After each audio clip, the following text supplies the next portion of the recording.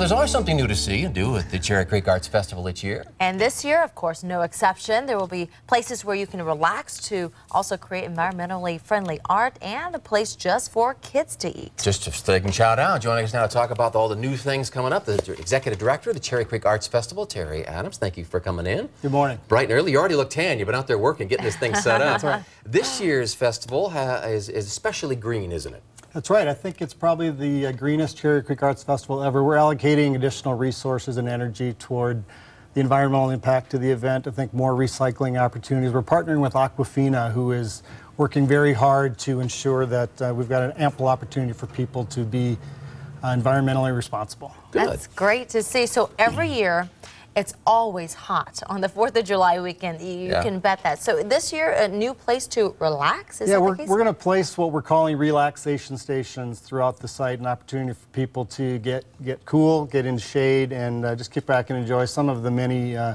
sights and sounds of the festival. The theme this year is Together Through Art, is that right? That's right, and this is a year, it's been an interesting year for, I think, everyone, and we're providing an environment and an opportunity for our community to come together, people to, just take a load off of life, and we think people deserve that, and it's an opportunity to come down. It's a free event to the public, great opportunity for families to come down and celebrate with visual arts, performing arts, culinary arts, and much, much more. It's a lot of fun. Yeah, always a lot. I mean, there are a lot to see, a lot of food for you to taste as well, and this year, a place just for kids to eat? That's right. We are featuring Culinary Kids, which will be our first individually focused culinary experience for the kids.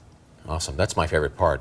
I consider eating a sport, and I can never make up my mind. There are only so many good spaces to have it. And it's great because you have a big staff of volunteers. So if people get lost, they want to know where to go, you've got a great staff that can help them out. We do. We'll program over 1,000 volunteer hours this weekend, wow. And we look forward to the support of our community once again. A lot of volunteers coming out to give of their time and energy to help make this event successful.